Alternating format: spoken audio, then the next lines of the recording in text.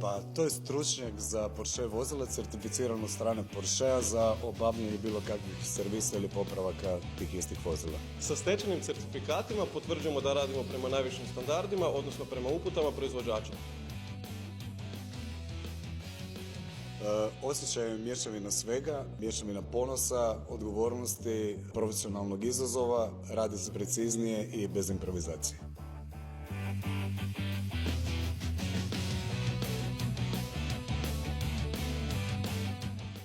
Definitivno. I tekako.